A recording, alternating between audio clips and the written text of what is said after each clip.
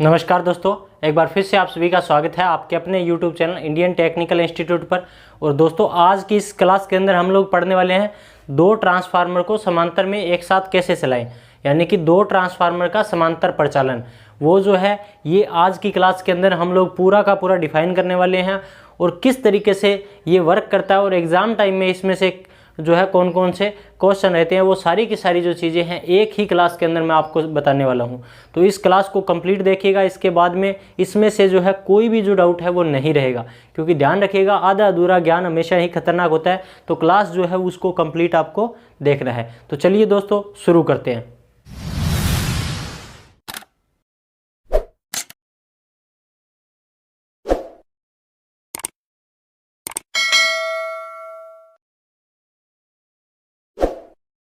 तो दोस्तों, इसके अंदर हम लोग बात करने वाले हैं कि आपका जो ट्रांसफार्मर है, आपका ट्रांसफार्मर जो है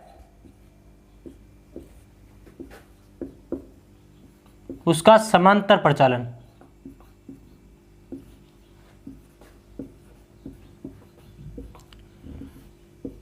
यानी कि दो ट्रांसफार्मर एक साथ चलाना है। तो दो ट्रांसफार्मर एक साथ चलाने हैं। क्यों चलाने हैं? तो अब देखिए, सिंपल सी चीज़ मैं आपको बताता हूं कि अपना जैसे ये एक वाइंडिंग होगी, ये दूसरी वाइंडिंग होगी, ये तीसरी वाइंडिंग होगी। ये आपका एक 3 फेज का ट्रांसफार्मर है जिसकी प्राइमरी और सेकेंडरी वाइंडिंग जो है आपको यहाँ पर दिखाई गई है। जैसे देखिए, यहाँ पर आपकी प्राइमरी वाइंडिंग होगी और सेकेंडरी वाइंडिंग होगी। अब आपकी 3 फेज की सप्लाई आ रही है, जैसे यहाँ से 3 फेज की सप्लाई आ रही है। अब देखिए, कई बार क्या होता है कि जब अपने 3 फेज की सप्लाई आती है, तो सप्लाई आने के बाद में क्या होता है कि जैसे गर्मियों के टाइम में जो है सर्किट के अंदर लोड बढ़ जाता है। तो गर्मियों के टाइम में सर्किट के अंदर जब लोड बढ़ेगा, क्योंकि एसी वगैरह है, कूलर वगैरह, फ्रिज वगैरह सारे चलने लग जाते हैं, तो सर्किट के अंदर लोड बढ़ जाता है। तो लोड अगर बढ़ेगा तो यहाँ पर एक अगर ट्रांसफार्मर लगा हुआ है तो इसके ऊपर दबाव बढ़ेगा और इसकी एफिशिएंसी क्या हो जाएगी? कम हो जाएगी। तो इसके स्थान पर हम लोग जो है अगर दो ट्रांसफार्मर एक साथ उपयोग कर लें, अगर दो ट्रांसफार्मर एक साथ जो है वो उपयोग कर लें और इनको जो है अगर यहाँ पर एक साथ चला दें, तो उस कंडीशन में क्या होगा कि जो लोड बढ़ेगा वो लोड आधा ये रख लेगा, आधा ये रख लेगा। तो दोनों ट्रांसफार्मर एक साथ में लोड जो है वो क्या कर लेंगे? डिवाइड कर लेंगे। तो जिसके कारण आपकी जो एफिशिएंसी है उसके अंदर कोई भी गिरावट नहीं आएगी और आउटपुट के अंदर जितनी अपने को सप्लाई मिलनी चाहिए थी उतनी सप्लाई मिलती रहेगी। पहली कंडीशन। दूसरी कंडीशन कि अगर यहाँ पर ये ट्रांसफार्मर खराब हो गया, अगर ये ट्रांसफार्मर दूसरा ना लगाते और ये ट्रांसफार्मर आपका खराब हो जाता, तो उस कंडीशन में क्या होता कि यहाँ पर जो खराब हो गया तो उस टाइम में यहाँ पर जो आगे आउटपुट में आपको सप्लाई मिलनी थी, वो आउटपुट की जो सप्लाई है वो क्या हो जाती? बंद हो जाती। तो जैसे ही सप्लाई बंद होती तो उसके बाद में क्या होता कि जो कुछ टाइम तक हम लोगों को उसकी मेंटेनेंस करनी पड़ती। जब मेंटेनेंस हो जाती और जब हम लोग उसको ठीक कर देते तब हम लोग सप्लाई ऑन करते। तो कहने का मतलब कुछ टाइम तक जो है आउटपुट की सप्लाई अवरुद्ध रहती, कुछ टाइम तक हम लोग आउटपुट लोगों को नहीं दे पाते।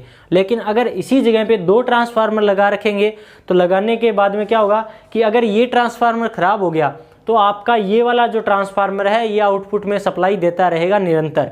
और जैसे ही जो है अपने को मेंटेनेंस करनी है तो इस ट्रांसफार्मर को अपने मेंटेनेंस कर लेंगे, सही कर लेंगे और उसके बाद में दोनों को फिर से समांतर के अंदर जोड़ देंगे।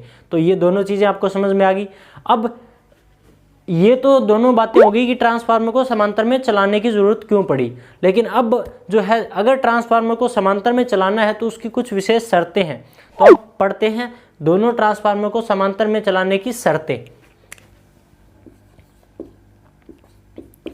यानी कि दो ट्रांसफार्मर को समांतर में चलाने के लिए आपको किन किन बातों का ध्यान रखना पड़ेगा। तो पहली जो कंडीशन है वो है कि आपकी जो ध्रुवता है, ध्रुवता जो है समान होनी चाहिए।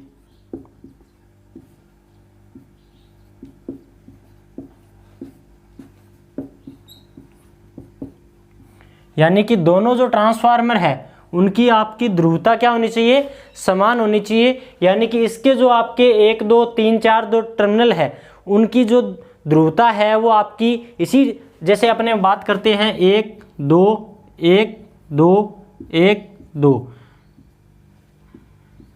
तो ये जो वाइंडिंग है, 1 2 वाइंडिंग जो के टर्मिनल है, तो ये एक टर्मिनल के साथ में, दूसरा टर्मिनल दूसरे टर्मिनल के साथ में, यहाँ पर एक टर्मिनल के साथ में और दूसरा टर्मिनल दूसरे टर्मिनल के साथ में, यानी कि दोनों की जो ध्रुवता है वो ध्रुवता क्या होनी चाहिए, समान होनी चाहिए। अब क्यों होनी चाहिए समान, तो अब देखिए अगर ये ध्रुवता अलग अलग हो गई तो ये अलग फ्लक्स बनाएगा और ये अलग फ्लक्स बनाएगा, लेकिन दोनों का जो फ्लक्स होगा वो जुड़ने वाले स्वभाव का ना होकर विरोधी स्वभाव का हो जाएगा। तो आपको आउटपुट में जो फ्लक्स मिलना था वो अगर विरोधी स्वभाव वाला होगा तो कुछ फ्लक्स तो यहीं पर खत्म कर देगा, विरोधी स्वभाव वाला है तो आउटपुट में आपको फ्लक्स ही कम मिलेगा। तो आउटपुट में फ्लक्स कम ना मिले, आपको जो आउटपुट में फ्लक्स है वो पूरा का पूरा मिले, इसके लिए क्या होगा कि यहाँ पर जो फ्लक्स है वो पूरा मिले, इसलिए आपके जो टर्मिनल है यानी कि जो ध्रुवता है वो क्या होनी चाहिए, समान होनी चाहिए दोस्तों। अब इसके बाद में अपने बात करते हैं दूसरी जो शर्त है वो क्या है कि आपका जो है समान इम्पीडेंस होना चाहिए। समान इम्पीडेंस होना चाहिए कहने का मतलब क्या है कि आपका जो ट्रांसफार्मर है उस ट्रांसफार्मर के अंदर जितना इम्पीडेंस या प्रतिबाधा इस ट्रांसफार्मर की है उतनी ही प्रतिबाधा जो है इस ट्रांसफार्मर की होनी चाहिए। अब क्यों होनी चाहिए, उसके पीछे भी रीजन होना चाहिए। तो हमने पढ़ा था कि आपका जो पावर फैक्टर होता है वो किसके ऊपर डिपेंड करता है, तो R/Z, यानी कि आपका प्रतिरोध और प्रतिबाधा का अनुपात होता है। ये हमने एक सूत्र पढ़ा है।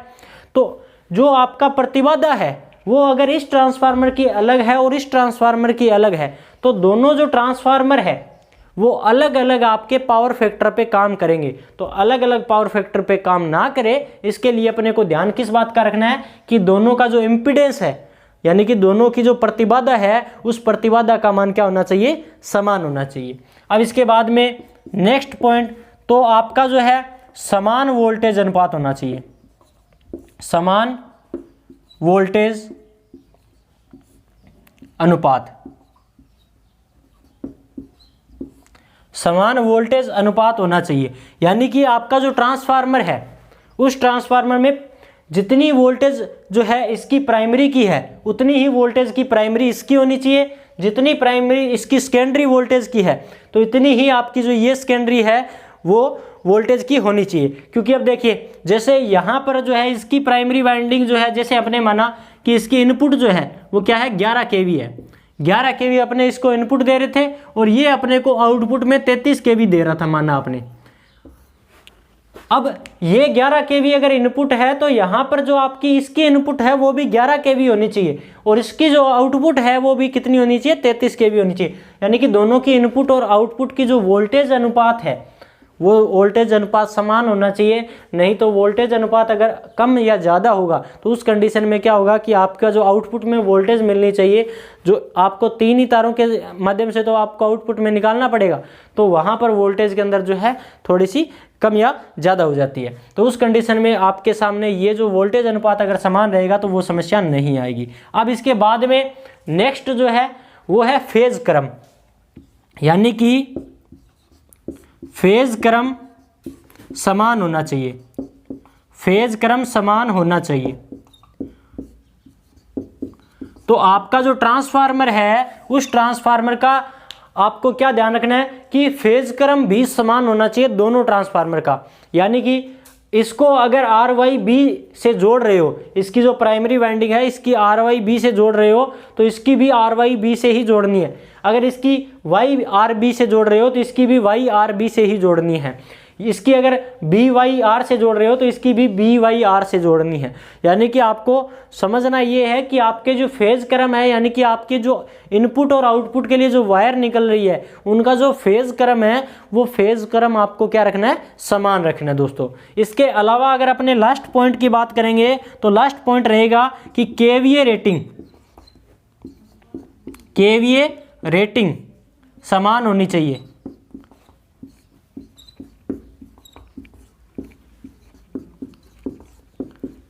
KVA रेटिंग क्या होनी चाहिए, समान होनी चाहिए। यानी कि दोनों जो ट्रांसफार्मर है उनकी केवीए रेटिंग समान होनी चाहिए, यानी कि अगर ये आपका जो है 11 केवीए का है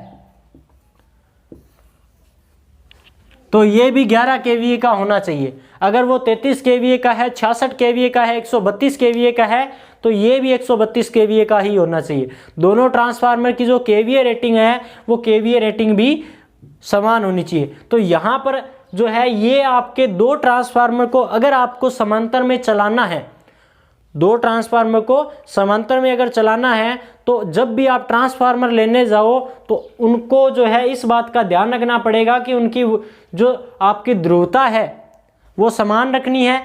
ये तो कनेक्शन है, तो कनेक्शन अपने जोड़ते टाइम ध्यान रखेंगे। इंपीडेंस का मान समान होना चाहिए। ये जो ट्रांसफार्मर है जब डिजाइन किया जाएगा, यानी कि उसके अंदर जो कॉइलें जो लगी हुई है उसके ऊपर डिपेंड करेगा। और उसके बाद वोल्टेज अनुपात समान होना चाहिए, यानी कि इसकी जो प्राइमरी और सेकेंडरी की जो वोल्टेज का अनुपात है तो वो भी आपका डिजाइन के ऊपर डिपेंड करेगा। फेज क्रम समान होना चाहिए। ये जब अपने कनेक्शन करेंगे तो उस टाइम अपने को ध्यान रखना पड़ेगा। केवीए रेटिंग समान होनी चाहिए, तो ये जब अपने लेने जाएंगे तब अपने को ध्यान रखना पड़ेगा। तो इतनी जो बातें हैं उनका अपने को विशेष ध्यान रखना पड़ेगा अगर ट्रांसफार्मर जो है दो ट्रांसफार्मर को एक साथ समांतर में अपने को चलाना है। तो इतनी बातें समझ में आ गई क्या? तो नीचे कमेंट सेक्शन के अंदर कमेंट कीजिए अभी कि मेरे को समझ में आ गया है। अब इसके बाद में जो है दो ट्रांसफार्मर को समांतर में चला रहे हैं तो कुछ न कुछ अपने को लाभ भी तो हुए हैं। तो वो लाभ क्या हुए वो अपने देखते हैं। तो दो ट्रांसफार्मर को समांतर में चलाने के बाद में अपने को लाभ क्या हुए वो देखते हैं दोस्तों। तो यहां पर आपके लिए जो लाभ है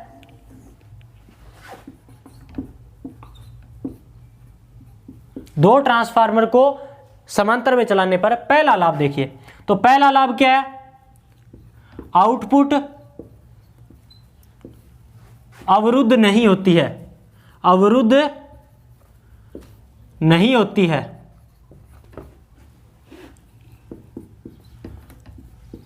आउटपुट अवरुद्ध नहीं होती है से मतलब क्या है कि जब आप एक ट्रांसफार्मर खराब हो गया है तो आपको दूसरा ट्रांसफार्मर सप्लाई परमानेंटली देता रहेगा। आपका एक ट्रांसफार्मर खराब है तो दूसरा ट्रांसफार्मर आपको परमानेंटली सप्लाई दे रहा है, तो आपकी आउटपुट जो आपको मिलनी चाहिए थी वो मिलती रहेगी लगातार।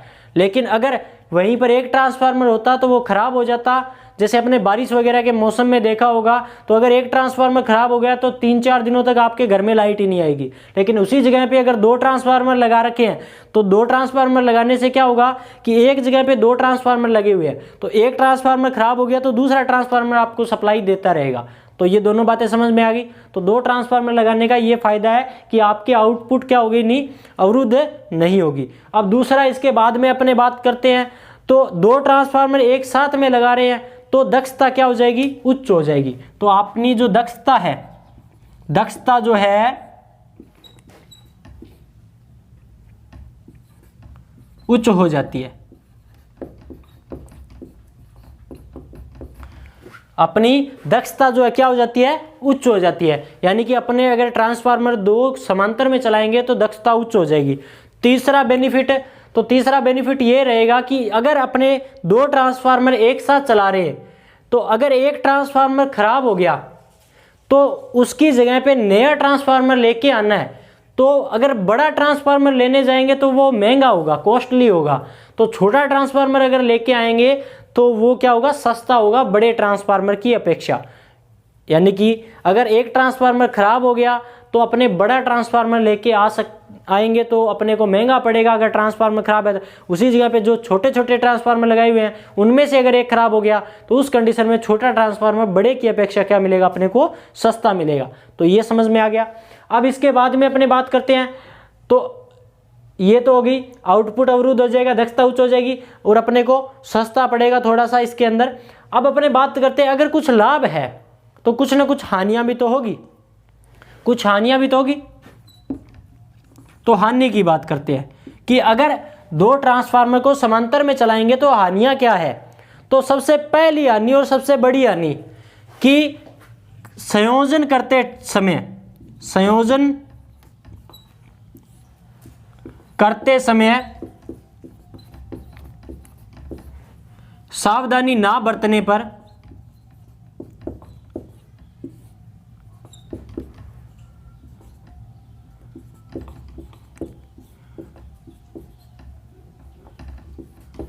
बरतने पर दुर्घटना हो सकती है।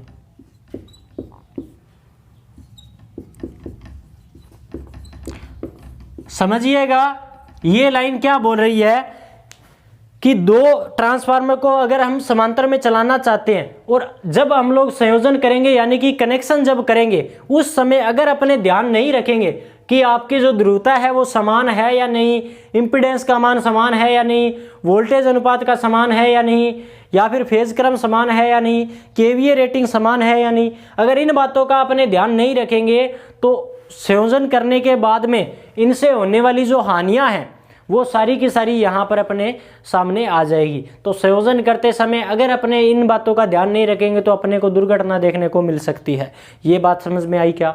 अब इसके बाद में अपने नेक्स्ट देखते हैं। तो नेक्स्ट इसके अंदर क्या है कि अगर दो ट्रांसफार्मर यूज कर रहे हैं, दो ट्रांसफार्मर यूज करें एक ट्रांसफार्मर की अपेक्षा, तो दो ट्रांसफार्मर उपयोग करने के कारण क्या होगा कि वहां पर जो है एक की जगह दो ट्रांसफार्मर यूज कर रहे हैं तो अपने को कॉस्टली पड़ेंगे, महंगे पड़ेंगे, क्योंकि आप एक तो एक सामान लेने जा रहे हो और एक आप एक के साथ में एक और लेके आ रहे हो, तो दो सामान लेके आ रहे हो सकता है कि आप एक सामान जो लेके आ रहे थे वो बड़ा था लेकिन उसकी जो कॉस्ट थी उसकी जगह पे जो दो छोटे छोटे सामान लेके आ रहे हो उनकी कॉस्ट जो है वो क्या हो जाएगी, डबल हो जाएगी। तो कॉस्ट जो है वो ज़्यादा हो जाती है। तो अगर दो ट्रांसफार्मर यूज़ करेंगे तो कॉस्ट ज़्यादा हो जाती है एक ट्रांसफार्मर की अपेक्षा।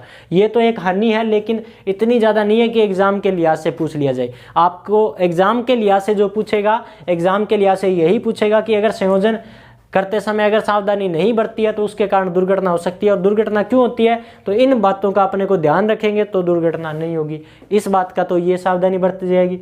अब इसके बाद लाभ, तो लाभ अपना अगर एक आउटपुट के अंदर खराब हो गया ट्रांसफार्मर तो उस कंडीशन में दूसरा ट्रांसफार्मर अपने को सप्लाई देता रहेगा। और दूसरा लाभ ये है कि अपने को दक्षता उच्च मिलेगी और उसी स्थान पर अगर एक ट्रांसफार्मर खराब हो गया तो दूसरे ट्रांसफार्मर से हम मेंटेनेंस करते रहेंगे। मेंटेनेंस अगर करते रहेंगे तो उस कंडीशन में दूसरा ट्रांसफार्मर अपने को आउटपुट में सप्लाई देता रहेगा। तो ये अपने विशेष बातें थी अपने दो ट्रांसफार्मर को समांतर में चलाने से संबंधित।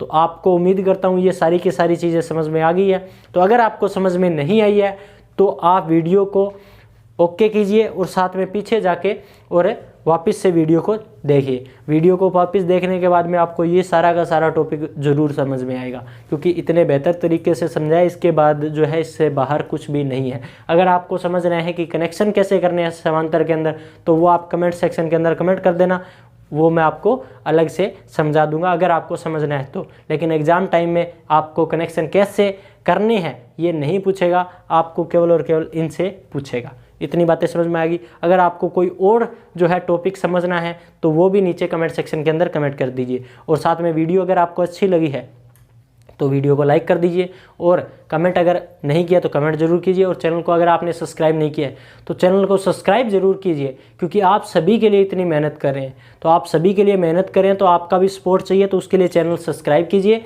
और साथ में बेल आइकन को भी प्रेस कर दीजिए, क्योंकि आगे आने वाली जो वीडियो रहेगी उनके नोटिफिकेशन आपको उसी से मिलेंगे आप सभी से नेक्स्ट वीडियो में। तब तक के लिए जय हिंद, जय भारत दोस्तों।